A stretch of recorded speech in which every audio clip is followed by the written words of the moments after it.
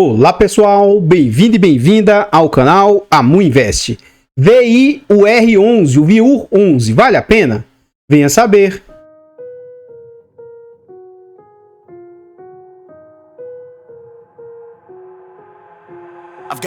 Então pessoal, este é um fundo imobiliário aí de tijolo, ele é um fundo imobiliário híbrido de tijolo. Por quê? Ele tem ativos aí do segmento de renda urbana. Na data em que eu gravo o vídeo, esse fundo está sendo negociado a R$ 5,68. Ele entregou de dividendo nos últimos 12 meses 14,15%, o que é um dividendo muito alto para um fundo de tijolo. Mas cuidado, ele só entregou todo esse dividendo para quem tem um fundo nesse valor aqui depreciado. Para quem tem um fundo lá na base 10, que é a base do fundo, não recebeu todo esse dividendo aqui. Atualmente o fundo está sendo negociado a um PVP de 0,64. Isso indica que ele tem ali 36% de desconto. E se a gente considerar que é um fundo de base 100, base 10, né, o desconto pode ser considerado ainda maior do que só esses 36%. É um fundo que está negociando com a média liquidez, numa média de 559 mil por dia. E é um fundo que vem assim sofrendo bastante e ele vem de menos 8% nos últimos 12 meses no quesito aí de cotação. Atualmente ele é um fundo de base 10 e desde que ele veio a mercado lá em meados de 2021, foi um momento difícil aí para os fundos imobiliários, ele só vem sofrendo. Então ele já despenca da sua base de R$10 para algo na faixa de R$8. Isso ali já no final de 2021. Já no ano de 2022, antes das eleições, ele chegou a custear ali R$7. Durante o período eleitoral, o fundo deu um esboço de recuperação, orbitando ali próximo dos R$8, mas passadas as eleições, o fundo novamente entra num período ali de queda, vindo bater ali R$6. Durante o ano de 2023, o fundo esboçou uma boa recuperação, voltando novamente a patamares de 8 e quase chegando a 9, algo na casa de 8,50, 8,60, 8,70. Mas já para o meio do ano de 2024, o fundo novamente teve o recuo e voltando ali a patamares de R$8. E aí também, novamente, durante o ano de 2024, o fundo começa com novas quedas. Algo liberando 6, inicia uma recuperação. E antes da queda do final do ano de 2024, esse fundo também já vinha caindo. Inclusive, chegou a beliscar ali os R$5 nessa queda gigantesca que ocorreu ali no final do ano. Atualmente, ele está nesse patamar aí de quase R$6, 5 e pouco, né? 5,68, 5,70, mas o fundo já chegou a beliscar valores menores aí. Continuando aqui no site, a gente vê informações a respeito do fundo, tais quais o nome, o seu CNPJ. Esse é um fundo para investidor em geral, ele é de mandato renda, ele é do segmento híbrido, né? Outros, ele é por prazo indeterminado e é um fundo de gestão ativa. No quesito de taxa, nós vamos deixar para ver dentro do relatório gerencial e também vamos ver lá dentro sobre vacância. Atualmente esse fundo conta com mais de 46 mil cotistas e mais de 26 milhões de cotas emitidas. Ele vale atualmente R$ 8,81, tem um valor de mercado de 237 milhões e o último dividendo anunciado entregue pelo fundo é de 6 centavos e algumas dízimas que a gente vai ver já já. Continuando aqui no site, a gente vê sobre a rentabilidade do fundo. E é um fundo que vem sofrendo muito, porque ele está bem depreciado, né? Então, atualmente, a rentabilidade do fundo está ali em menos 9,7%. O que isso significa?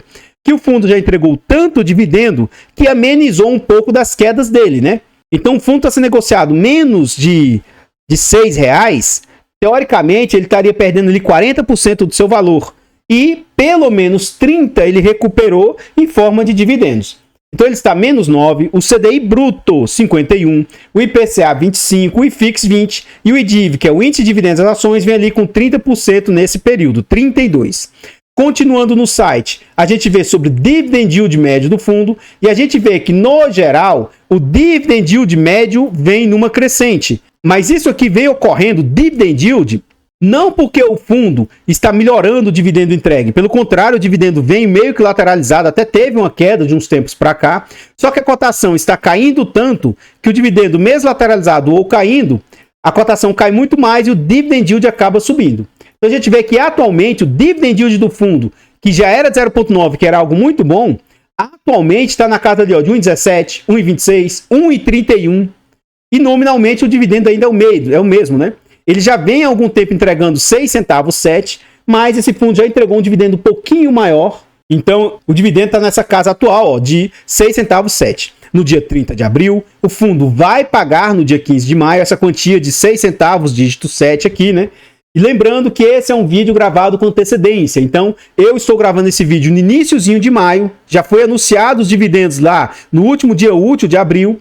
E provavelmente, quando esse vídeo for ao ar, inclusive já vai ter sido realizado o pagamento lá de maio. Aguardemos para ver aí se futuramente o fundo ainda vai conseguir manter esse dividendo aí. Então, pessoal, antes da gente continuar vendo mais a respeito desse fundo imobiliário, eu trago agora para vocês formas de apoio financeiro ao nosso canal. Se você gosta do nosso trabalho e quiser nos ajudar, considere fazer uma doação para o nosso Pix, amuinvest@gmail.com. Qualquer doação aí é muito bem-vinda. Outra forma de apoio financeiro, o nosso canal aí conta com um clube de membros. Tornando-se membro do nosso canal a partir de 10 centavos por dia, R$ 2,99 por mês, é um valor barato, irrisório e acessível, mas para o nosso canal faz muita diferença. Tornando-se membro, além de nos ajudar imensamente, você vai ter acesso antecipado a vídeos, lembrando que esse vídeo é gravado com 2 semanas de antecedência. Você também tem preferência quando pede vídeos aqui no canal, além de vários outros benefícios. Nós contamos também com a nossa planilha de controle financeiro. É um ótimo produto, com muitas funcionalidades, barato, acessível e mais. Na aquisição da planilha, você também apoia o nosso canal financeiramente, então, desde já, muito obrigado. Por fim, nós contamos ainda com os nossos e-books. São e-books de ótima qualidade, baratos e acessíveis, e são e-books com conteúdo muito agregador.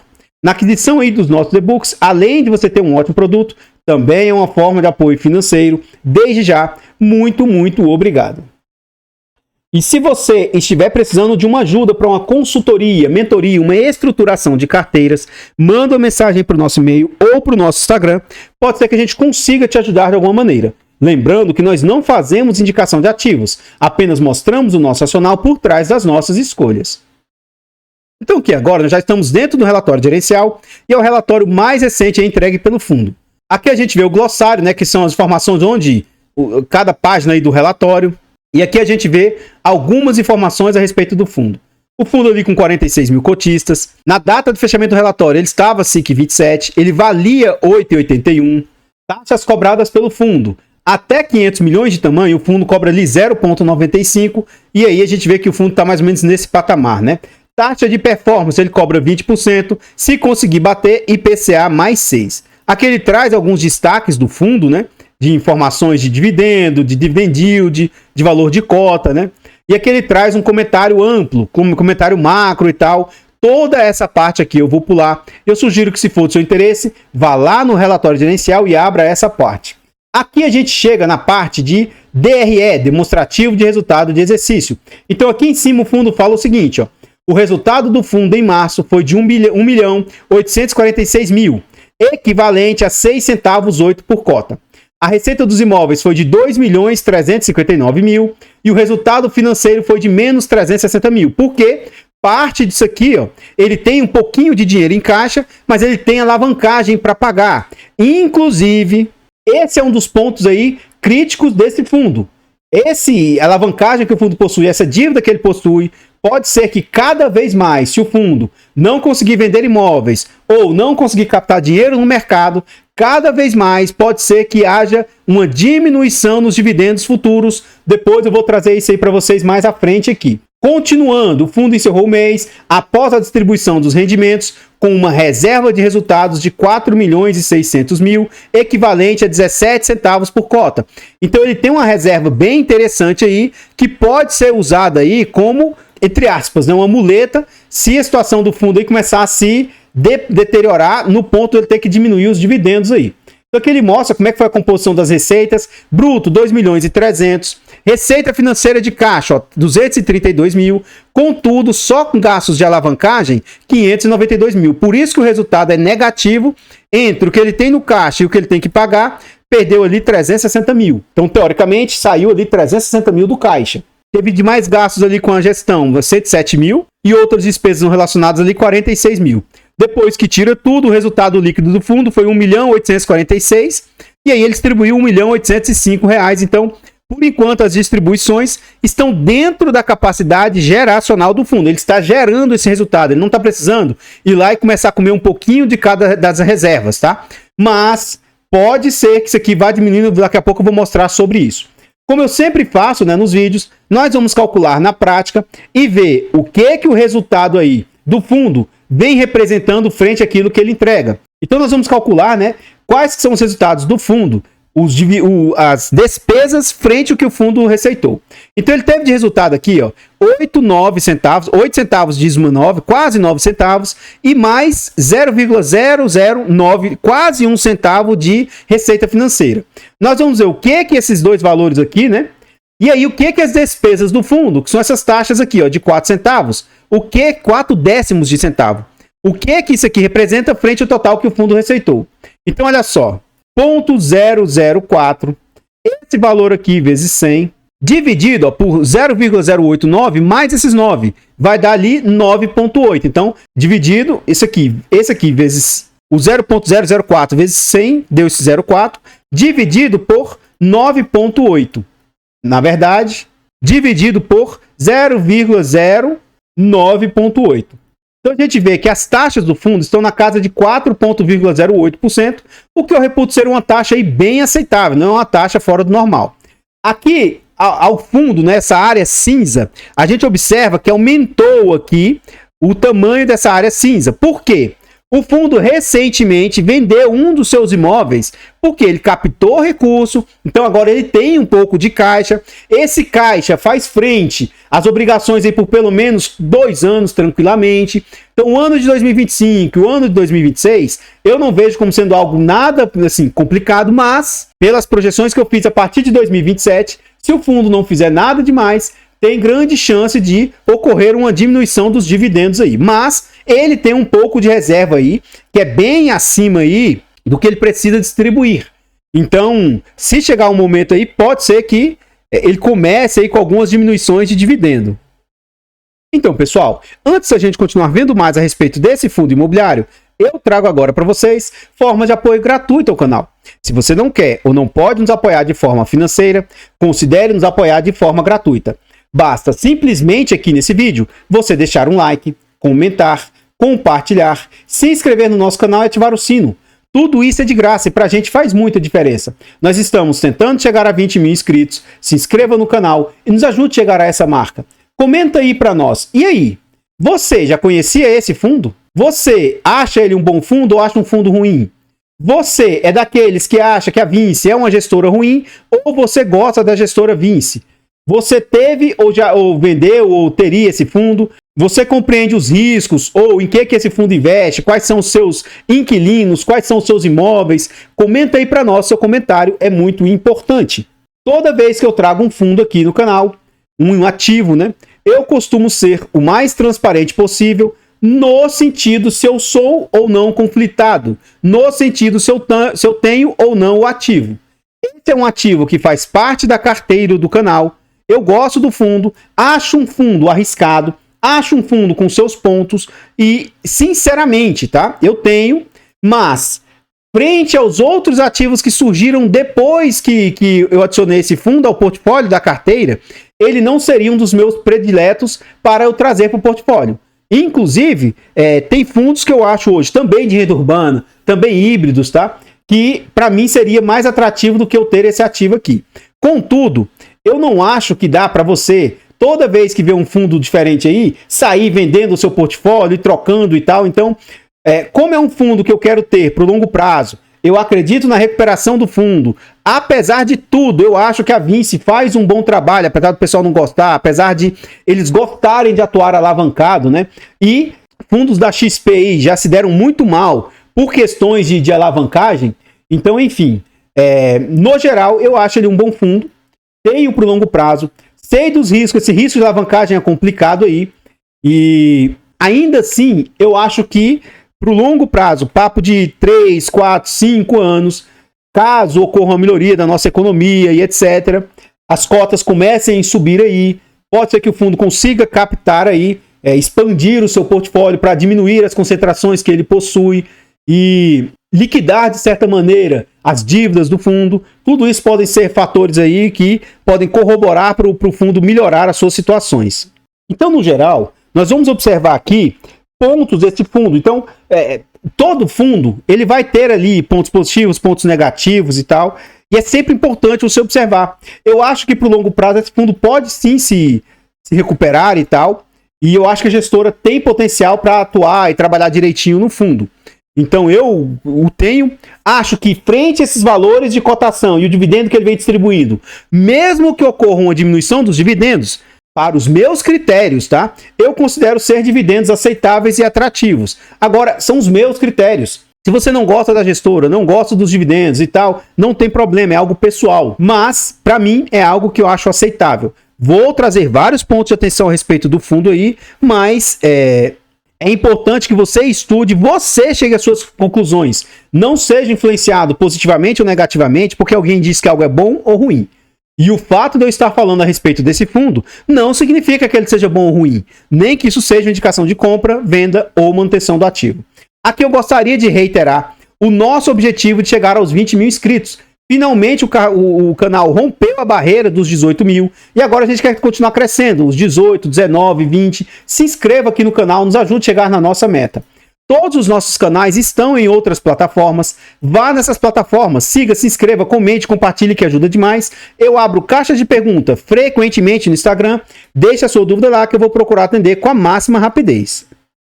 E novamente, se você estiver precisando de uma ajuda para consultoria, mentoria, uma estruturação de carteiras, manda mensagem no nosso e-mail ou no nosso Instagram. Pode ser que eu consiga te ajudar de alguma maneira. Lembrando, nós não fazemos indicação de ativos, apenas mostramos o nosso racional por trás das nossas escolhas. Então, voltando ao relatório gerencial, aqui a gente vê as guidances do fundo, né? E teve uma pequena guidance aqui, principalmente na parte superior, e hoje está entre 6.9 e 6.5, e como ele está distribuindo 0,67, está dentro desse range aqui que foi estipulado, e eles estimam que vão continuar entregando isso até o final do ano.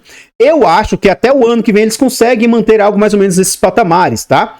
Continuando o relatório, ele fala um pouco sobre rentabilidade, essa parte aqui gráfica aqui de números, né? Eu vou pular, e a gente vem para essa parte aqui que o fundo vem conseguindo sofrer em relação ao CDI. O CDI vem sendo superior ao fundo.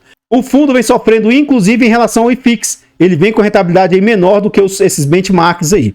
Continuando, o que a gente vê sobre o ponto, alguns números do fundo. Ele tem ali 143 milhões de tamanho, 46 mil cotistas, né? E o número de cotistas do fundo vem cada vez mais desabando. E a liquidez vem se mantendo ali de lado, apesar de ter uma liquidez atípica aqui no mês de março. Continuando no relatório, a gente vê aqui sobre o portfólio do fundo, e aqui está a parte de atenção aí que vocês devem ter, uma das partes. O fundo hoje ele tem em imóveis 323 milhões. Ele tem em caixa 32 milhões. E aqui está um ponto, ó. Poxa, de 300 e poucos milhões, ele ter 112 milhões de alavancagem, e isso aqui é um ponto complicado. Porque ele vai ter que pagar essas dívidas, tá? E aí, quando a gente olha aqui no gráfico de amortizações, ele tem 30 milhões em caixa, né? Considerando aqui, a gente vai considerar como se ele não tivesse pago nada. Então, ó, aqui dá mais ou menos 10 milhões no ano de 2025. E aqui dá mais, pelo menos uns 16 milhões. Então, os dois aqui dá 26 milhões. Então, no ano de 2027, teoricamente, ele não teria mais caixa para liquidar esses valores. Agora, é lógico que com os dividendos que o fundo, com as receitas que o fundo recebe, ele tem que ir arcando com essa parte aqui dos juros. E com o caixa, aquele caixa excedente, ele tem que arcar com as amortizações, que é esse principal aqui, ó, que precisa ser pago, tá bom? Então não é bem do jeito que eu falei os cálculos, né? Mas o caixa faria frente aí a mais ou menos aí 2 ou 3 anos, mas aquela história, né? Se ele não usar o caixa também para, de certa maneira, ajudar nos juros, isso aqui vai fazer com que haja uma diminuição dos dividendos. Porque se os aluguéis do fundo não crescerem nesse meio termo aí de maneira que ajude a equalizar esses gastos maiores aí com os juros, né? Então, isso pode sim impactar nas distribuições futuras. Continuando aqui, a gente vê um ponto, entre aspas, um pouco ruim, que o aluguel médio, que antes era na faixa de quase R$ 27,00 o metro quadrado, atualmente está na faixa de 25. Taxa de ocupação do fundo vem se mantendo ali com 97% ocupado. Esses 3% é algo totalmente aceitável. O fundo não carrega devedores aí, inadimplência, né? Isso é um ponto positivo. E aqui está outro ponto de atenção para o fundo. Esse é um fundo híbrido? É um fundo de renda urbana? Sim, mas é um fundo concentrado no segmento educacional. Então, Ânima, 53%, é educação, faculdades. Facamp, educação, faculdades. Cogna, educação, faculdades. Le Biscuit, que é um percentual bem pequenininho. Americanas e DASA, que ele nem tem mais, que foi o imóvel que ele vendeu. Tanto que educação aqui representa 89% do fundo, né? Então é algo bem complicado. Menos mal, nesse momento, traz segurança para o fundo, ele tem quase 80% de contratos atípicos, mas lá na frente, esses contratos atípicos tendem a ter um dente aqui no valor de aluguel. Hoje pagam um aluguel muito alto, mas quando vence esses contratos, ou os inquilinos saem, ou eles renovam com um valor muito menor do que eles vêm pagando. Então, isso aqui para mim é um ponto complicado. A gente vai ver até para quando são esses vencimentos, tá? É um imóvel que tem um ativo, um fundo, que tem exposição a diversos estados, né? Rio Grande do Sul, São Paulo, Maranhão, Rio de Janeiro. Continuando no relatório, a gente vê o prazo médio de contratos do fundo, que é quase 10 anos, principalmente pela atipicidade dos contratos, e que isso vai começar a vencer realmente aí com um percentual interessante a partir de 2023. Então, no sentido de vencimentos dos contratos, até que está tranquilo. Revisionais, já tem direito a um pouquinho. Em 2026 vai ter mais um pouquinho de revisional. E isso pode afetar positivamente aí o fundo, né? Quando tem renovatórias, a maior parte delas se dá no mês de julho, mas tem também junho, maio e dezembro. Continuando aqui, a gente vê a exposição dos imóveis. Então a gente tem imóveis aqui, ó, Rio Grande do Sul, o Ânima Porto Alegre e o Ânima Canoas, os dois são faculdades, né? Aí tem 2 imóveis em São Paulo, a Anhanguera Campinas e o Facamp, também são área de educação. Um imóvel no Maranhão, que é uma loja de rua, mas ela tem outros ocupantes, Le Biscuit, Cacau Show, Ortoplan e etc. É uma loja de varejo, uma loja de rua. E aqui a gente tem no Rio de Janeiro 2 lojas de rua também, de comércios, né? São imóveis, todos os imóveis são de renda urbana, porque imóveis de agências bancárias, de faculdades também são considerados de renda urbana. Isso aqui são lojas de rua que o fundo possui. São 2 lojas relativamente pequenas também, né? Que dão diretamente para a rua e são lojas de rua, né?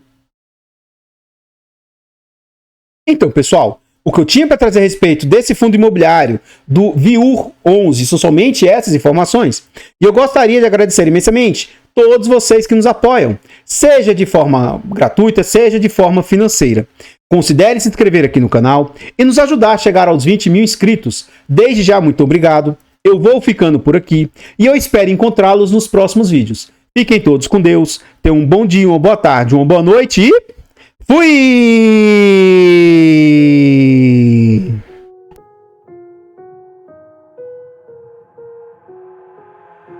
I've got an itch I can't scratch, I'm missing a piece that completes a whole part of me, an open wound scar to see. Everybody come here, gather round, welcome to the freak show, the best in town. What the hell's wrong?